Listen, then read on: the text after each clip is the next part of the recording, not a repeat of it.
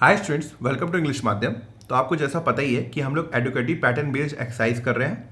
जो लोग नए हैं, इसकी एक प्लेलिस्ट बनी हुई है, उसको रेफर कर सकते हैं। ठीक है, तो चलिए आज का स्टार्ट करते हैं लेक्चर। ये क्लोज टेस्ट है, एक बार आप देख लो किसके बारे में, फिर मैं स्टार्ट करता हूँ। In March 2024, the Indian government issued revised guidelines under the Rights of Persons with Disabilities Act 2016। क्या कह रहा है कि 2024 मार्च को भारतीय सरकार द्वारा कुछ नए मतलब एक रिवाइज जो संशोधन की गई गाइडलाइंस है उसको इशू किया गया है। वो किसके लिए है? Rights of person with disabilities act 2016 के लिए। मतलब ऐसे विकलांग लोग, उनके राइट्स के लिए जो एक एक्ट बना हुआ है 2016, उसमें थोड़े से संशोधन करने के लिए गाइडलाइंस आई हैं।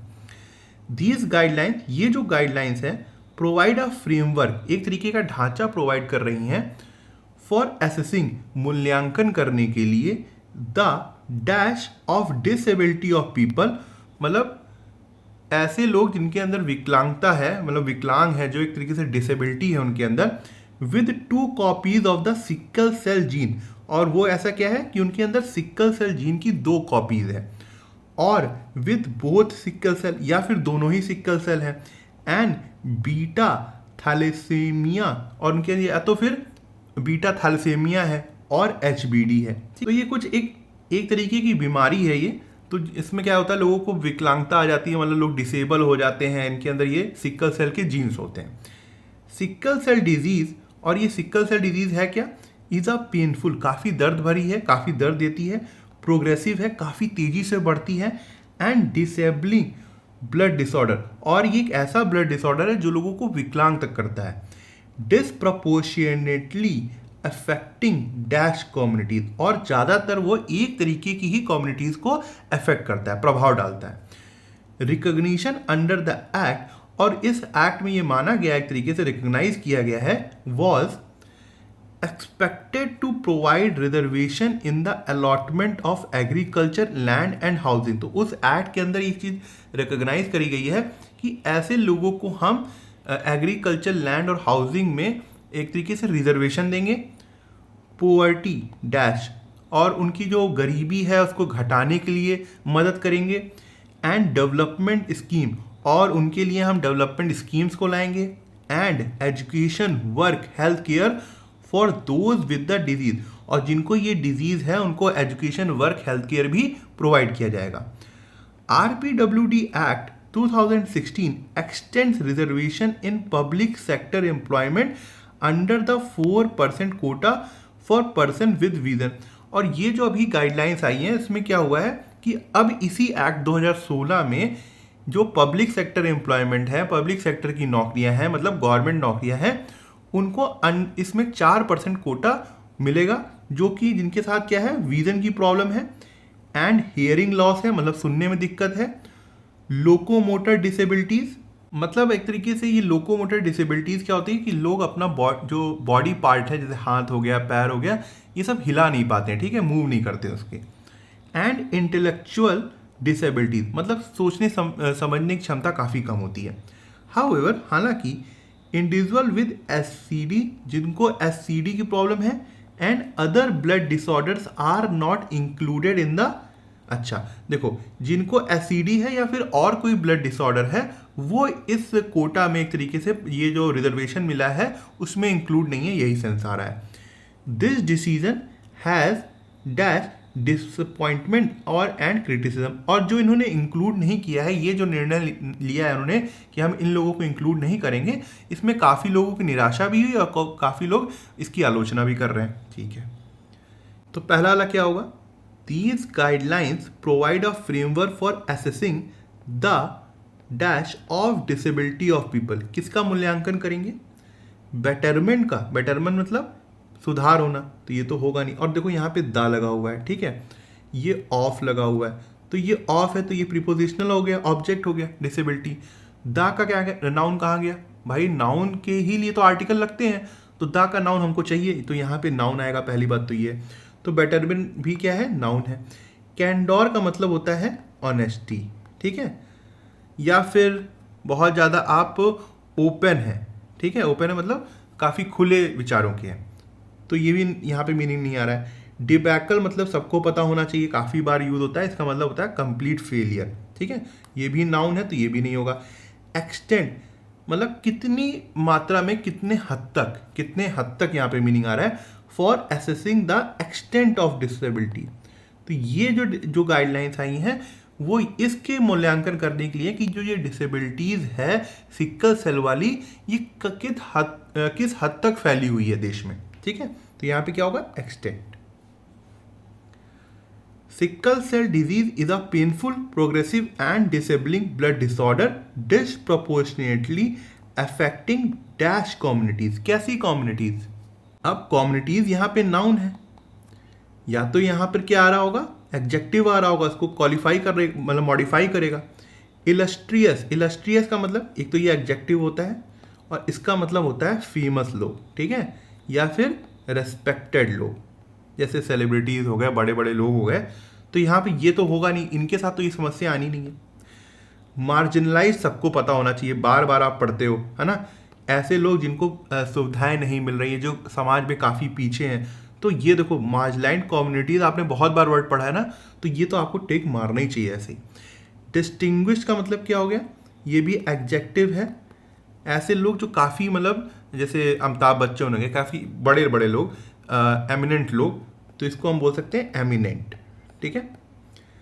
साइड लाइन का मतलब भी एक तरीके से इग्नोर करना होता है, मगर वो यहाँ पे मीनिंग नहीं होगा। ऐसी कम्युनिटीज नहीं जिनको साइड लाइन कर दिया गया। साइड लाइन आपके विचारों को किया जा सकता है। मान लो आप किसी मीटिंग में बैठे हो, आपने कोई आइडिया बताया तो उसको साइड लाइन कर दिया गया, इग्नोर कर दिया गया, क्योंकि उस मतलब टेम्परेरी चीज़ है ये। मगर जो मार्जिनलाइज्ड कम्युनिटी है वो ऐसी है जो काफ़ी समय से पिछड़ी हुई है, ठीक है। तो यहाँ पे बेस्ट क्या है, यहाँ पर मार्जिनलाइज्ड है। Recognition under the act was expected to provide reservation in the allotment of agriculture, land and housing. Poverty dash, अब poverty क्या होगी, सोचो इस एक्ट में जो था 2016 का, इसमें poverty कम करने की बात की गई होगी, है ना। पॉलिसी आएगा क्या, मतलब पॉलिसी का मतलब होता है भ्रम, फॉल्स बिलीफ, और ये है नाउन, तो ये तो होगा नहीं। एलिविएशन मतलब सबको पता होगा भाई, कम करना, किसी चीज़ से रिलीफ दिलाना, है ना, या कोई पेन है तो वो एलिविएट हो जाए, मतलब कम हो जाए, तो यहाँ पे ये मीनिंग आ सकता है। इग्नोमिनी का मतलब क्या होता है, एक तरीके से कलंक, अपमान, तो ये भी मीनिंग नहीं होगा। कुडूस का मतलब होता है प्रशंसा, सराहना, तो ये भी मीनिंग नहीं होगा। तो यहाँ पे बेस्ट क्या है, alleviation. And development scheme and education work and health care for those with the disease. RPWD act यहाँ तक तो हो गया था। However individual with SCD and other blood disorders are not included in the, अब कह रहे हैं कि ये पढ़ाया था ना मैंने, बताया था इसकी मीनिंग, कि जो SCDs हैं, SCD वाले बीमारी लोग हैं, या फिर उनको कुछ लोगों को दूसरा ब्लड डिसऑर्डर है, वो इस लिस्ट में इंक्लूड ही होंगे। किस लिस्ट में, रिजर्वेशन वाले में। तो क्या होगा, कोटा आना चाहिए था, तो यहाँ पे कोटा होगा, ठीक है। मॉडरेशन का मतलब होता है एक तरीके से इसकी पार्ट ऑफ स्पीच होती है नाउन, और इसका मतलब होता है कंट्रोल, ठीक है।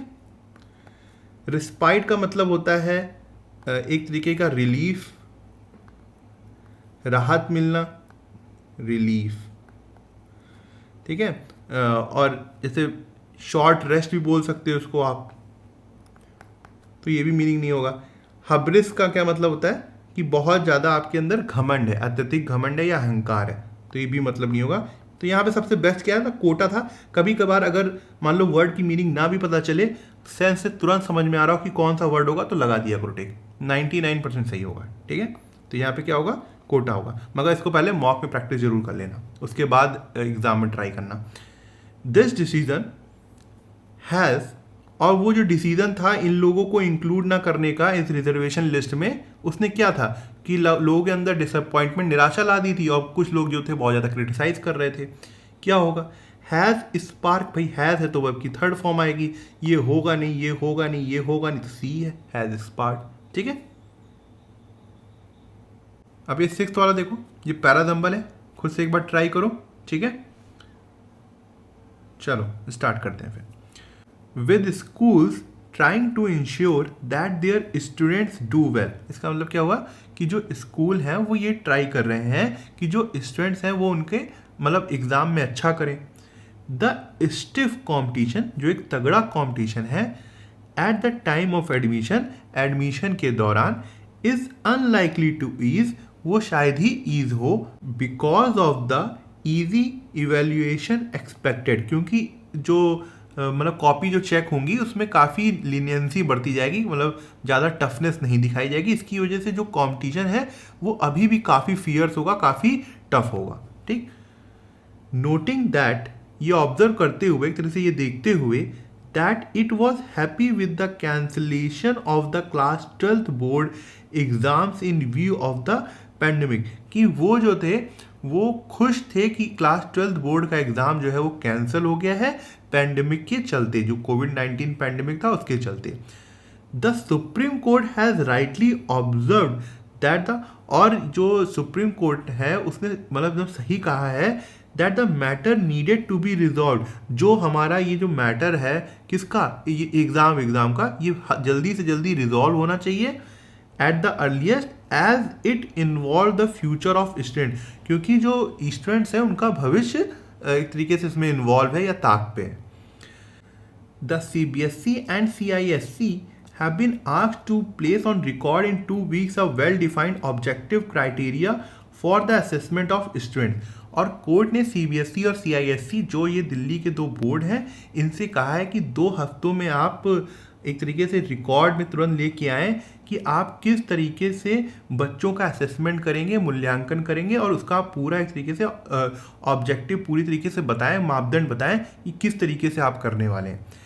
As the court wants to go through the parameters, क्योंकि जो कोर्ट है वो ये चाहता है कि वो सारे मापदंडों को एक बार देख ले, चेक कर ले, टू डील विद ऑब्जेक्शन, उसमें क्या क्या मतलब एक तरीके से खामियां हैं, क्या आपत्तियां हैं, उससे वो निपट सके, and dispel the uncertainty clouding the prospect of those wishing to seek admission in college in India and abroad, और एक तरीके से अनसर्टेनिटी के बादल, जो मतलब एक संदेह के बादल हैं, उसको वो ख़त्म कर सके, जो लोग इंडिया में एडमिशन लेना चाहते हैं या बाहर लेना चाहते हैं।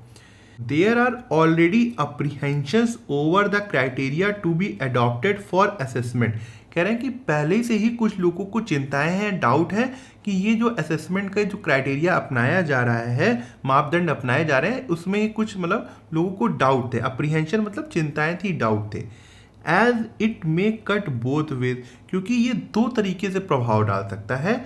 With those expecting to do well in the exam finding their expectation belied, जो लोग ये एक्सपेक्ट कर रहे थे अपने आप से कि वो एग्ज़ाम में अच्छा करेंगे, ये नए क्राइटेरिया जो डाले जा रहे हैं उनको लग रहा है शायद वो अब इतना अच्छा ना कर पाएँ। While others fearing better than expected, और जो लोग ये पहले समझ रहे थे कि शायद वो इतना अच्छा ना कर पाए, इन नए क्राइटेरिया की वजह से उनको ये लग रहा है कि वो ज़्यादा अच्छा परफॉर्म कर लेंगे। ठीक है, क्या होना चाहिए पहला सेंटेंस। अब बी को देखो पहले, यहाँ पे क्या कह रहा है, noting that it was heavy with the cancellation of the class 12 board exam in view of the pandemic. तो सुप्रीम कोर्ट एक तरीके से खुश है कि जो क्लास 12 बोर्ड के एग्जाम पैंडेमिक की वजह से कैंसिल हो गए, मगर साथ साथ उसने ये भी चिंता बताई कि भाई इसको जल्दी से जल्दी रिजॉल्व करो, क्योंकि ये जो स्टूडेंट्स हैं उनके भविष्य की बात है। तो बी से यहाँ सही है। कुछ लोग सोचेंगे सर ये इट प्रोनाउन लगा हुआ है, तो सर इसके पहले नाउन होना चाहिए तब होगा। नहीं, ये जो प्रोनाउन है ये सुप्रीम कोर्ट के लिए लगा हुआ है। ठीक है, ये नोटिंग यहाँ पे देख रहे हो, ये है प्रेजेंट पार्टिसिपल फ्रेज, एक तरीके से पूरे सेंटेंस के बारे में बताया गया है कि क्या है। तो अगर मैं इसको आपको इस तरीके से एग्जाम्पल दूँ, जैसे अगर मैं बोलूँ believing that he could win, Virat worked very hard, है ना, believing that he could win. अब देखो ही जो प्रोनाउन आ रहा है ये किसके लिए आ रहा है, विराट के लिए आ रहा है। विराट वर्कड वेरी हार्ड, कि वो मतलब ये समझता था कि वो जीत जाएगा, इसलिए उसने काफ़ी ज़्यादा मेहनत करी। तो इस तरीके से यहाँ पे इट जो है वो सुप्रीम कोर्ट के लिए है, कोई और नाउन के लिए नहीं है। तो बी से स्टार्टिंग हम कर सकते हैं। उसके बाद देखो, जब उसने ये कहा कि भाई अर्लीस्ट हमें मतलब जो है वो ये रिजॉल्व करना चाहिए मैटर, सुप्रीम कोर्ट ने बोला, फिर उसने क्या किया कि एक तरीके से डायरेक्शन दिया किसको, CBSE और CISE बोर्ड को, कि आप जल्दी से जल्दी अपना माप जो भी करना है, असेसमेंट करना है अपना, उसका पूरा एक रूपरेखा तैयार कर लीजिए, क्योंकि हमको चेक भी करना है कि उसमें क्या कमियां हैं, क्या नहीं कमियां हैं। ठीक है, तो BC लग रहा है यहाँ पर। उसके बाद अभी हम ए को नहीं लेंगे, डी को देखो। डी में क्या है कि बता रहे हैं कि ये जो क्राइटेरिया है इसमें पहले से कुछ ना कुछ चिंताएं हैं, क्योंकि ये दो तरीके से प्रभाव डाल सकता है। जिनके मार्क्स अच्छे आने चाहिए थे हो सकता है वो ना ला पाए, जिनके खराब आने चाहिए थे वो अच्छे ले आए। ठीक है, तो बी सी डी। अब देखो इन तीनों का एक तरीके से वो बन गया, फ्लो बन रहा था। यहाँ पे ए को कंक्लूड किया है कि जो स्कूल्स हैं वो ट्राई कर रहे हैं कि उनके स्टूडेंट्स अच्छा करें, और जो कंपटीशन है काफ़ी टफ है, और भी वो ईज नहीं होने वाला है, मतलब क्या कहते हैं, सरल नहीं होने वाला है, क्योंकि पैंडेमिक के चलते जो कॉपियाँ चेक होंगी वो आसानी से ही होंगी। तो क्या होगा, बी सी डी ए। ठीक है, समझ में आया फ्लो कि यहाँ पे पहले सुप्रीम कोर्ट ने अपना एक ऑर्डर दिया कि भाई कैंसिल किया क्लास 12 की बोर्ड के एग्जाम को। उसके बाद उन्होंने सीबीएसई और सीआईएससी को एक तरीके से ऑर्डर दिया कि आपको करना क्या चाहिए। फिर जो क्राइटेरिया बनाया जा रहा था उसमें कुछ लोगों का डाउट था कि क्या पता नहीं कैसा होगा, ठीक होगा कि नहीं होगा, और उसके बाद ए में जो है वो कंक्लूड कर दिया गया। ठीक, तो यहाँ पे क्या होगा, बी सी डी ए, तो हमारा सी ऑप्शन होगा। अब ये 7th वाला देखो, ये भी पैराजम्बल है, पर खुद से ट्राई करो। ठीक है, ये ऑप्शन दिए हुए हैं। चलो स्टार्ट करते हैं फिर। द कोविड-19 पैंडेमिक, जो कोविड-19 पैंडेमिक था, कैन बी स्क्राइब्ड मतलब किसी को श्रेय देना। ठीक है, कि इसको एक तरीके से श्रेय दिया जा सकता है with advancing more new learning trends, जो कि इसने एडवांस किया, एक तरीके से सपोर्ट दिया है या प्रपोज किया, उसको बढ़ावा दिया है। किस चीज़ का, मोर न्यू लर्निंग ट्रेंड, कि सीखने के नए नए तरीके को, दैट आर इंड्यूरिंग, जो कि काफ़ी समय तक चलने वाले हैं। दैट आर इंड्यूरिंग मतलब जो काफ़ी समय तक चले, इवन दो, जबकि the pandemic is nearly over, जबकि पैंडेमिक जो है वो पूरी तरीके से मतलब काफ़ी हद तक ख़त्म हो गया है। The submerging of e learning in the educational process, और ये जो हमारी ई लर्निंग था उसको जो हमारे एजुकेशनल प्रोसेस में पूरी तरीके से सम्मिलित कर दिया गया है, अंदर डाल दिया, मतलब एक हिस्सा बना दिया गया उसका, has resulted in an indisputable decrease in attention span. इसने क्या किया है कि जो हमारा अटेंशन स्पैन था, कंसंट्रेशन का टाइम था, उसको काफ़ी कम कर दिया। उसमें कोई डिस्प्यूट भी नहीं है, संदेह भी नहीं है, मतलब सभी एक तरीके से सहमत है इसमें। ई लर्निंग और ऑनलाइन लर्निंग, ये जो ई लर्निंग है या फिर ऑनलाइन लर्निंग है, मतलब जो अभी आप हमसे सीख रहे हो, यूट्यूब में पढ़ रहे हो, is undoubtedly a trend that will persist even after the pandemic and. कह रहे हैं कि इसमें कोई भी संदेह नहीं है कि ये पेंडेमिक के बाद, कोविड-19 के बाद भी चलता रहेगा, और चल भी रहा है। कोविड-19 कब का खत्म हो गया, अभी तक चल रहा है। Simply as it provide so many benefits, क्योंकि ये बहुत से बेनिफिट्स प्रोवाइड करता है, लाभ प्रोवाइड करता है। The attention span of learner, जो सीखने वाले लोग हैं उनका जो कंसंट्रेशन का टाइम है, has been restricted to 18 to 20 minute. अब वो सिर्फ 18 से 20 मिनट रह गया है ड्यूरिंग द कोविड-19 फेज। और जो कोविड-19 मतलब उस समय ये आर्टिकल आया होगा तो उस समय का सेंटेंस लिखा गया है कि कोविड-19 फेज के दौरान अब लोगों का जो अटेंशन स्पैन है वो सिर्फ 18 से 20 मिनट रह गया। क्या होना चाहिए पहला सेंटेंस? पहला सेंटेंस हम ए से स्टार्ट कर सकते हैं। ठीक है, पहला सेंटेंस हम ए से, क्यों? क्योंकि ये बता रहा है कि हम कोविड-19 पैंडेमिक को श्रेय दे सकते हैं कि उसने काफ़ी नए नए लर्निंग मेथड को एक तरीके से एडवांस्ड किया है, प्रपोज किया है, और जो काफ़ी इंड्यूरिंग है, जो काफ़ी समय तक चलेगा। ठीक है, अब सी को देखो। अब वो मेथड क्या है? वो ई लर्निंग है, ऑनलाइन लर्निंग है, जो कि बिना संदेह के काफ़ी समय तक परसिस्ट करेंगे, मतलब रहेंगे पेंडेमिक के बाद भी। तो हम सी के पास जा सकते हैं। अब बी पे आओ।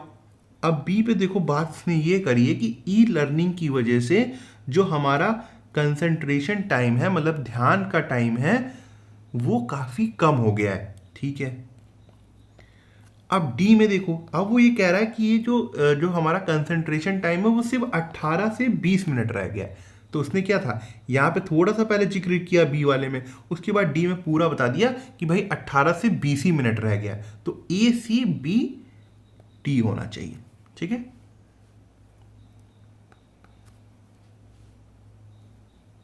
अभी 8th वाला क्वेश्चन देखो, ये भी पैराजम्बल है, खुद से ट्राई करो, आसान है ये। इट इज़ पास्ट मिडनाइट, मतलब आधी रात बीत चुकी है।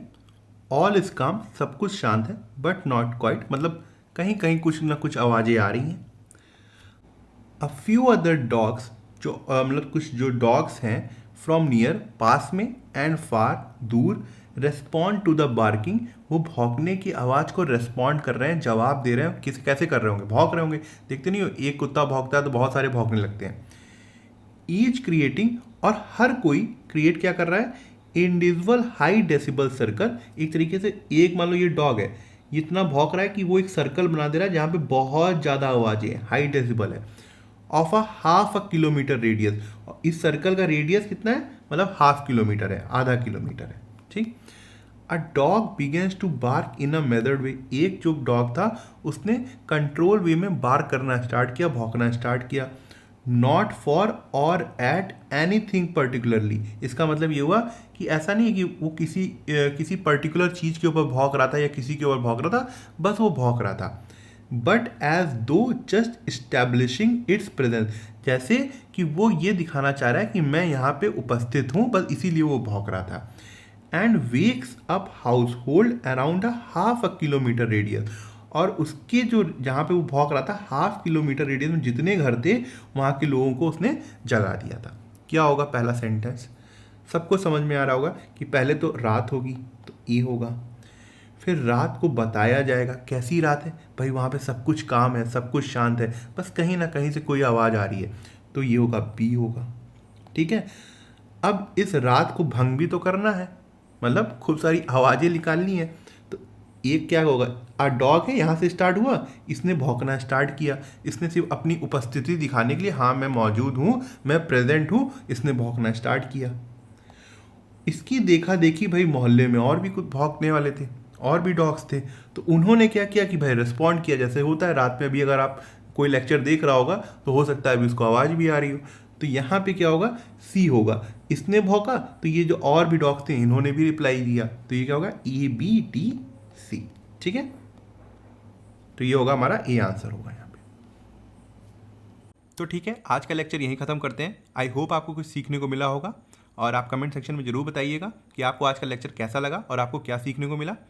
अगर आप मुझसे इंग्लिश ग्रामर पढ़ना चाहते हैं तो आप हमारा ऐप इंग्लिश माध्यम प्ले स्टोर से डाउनलोड कर सकते हैं। ऐप ओपन करते ही आपके सामने होम स्क्रीन आएगी, वहाँ पे आपको 5 ऑप्शन मिलेंगे: मेन, लाइब्रेरी, फीड, लेक्चर, पास। लेक्चर में क्लिक करते ही आपके सामने 2 वर्जन आएंगे, फ्री और पेड। पेड में क्लिक करते ही आपके सामने इंग्लिश ग्रामर का एक सेक्शन आएगा, जहाँ पे मैंने इंग्लिश एसएससी के लिए बहुत ही डिटेल में बताया हुआ है और बहुत ही सिंपल लैंग्वेज में बताया है, जो कि आपकी कॉन्सेप्ट्स को और अच्छा करेगा और आपको अच्छे मार्क्स लाने में हेल्प करेगा। तब तक के लिए प्रैक्टिस करते रहिए। Thank you so much for watching this video.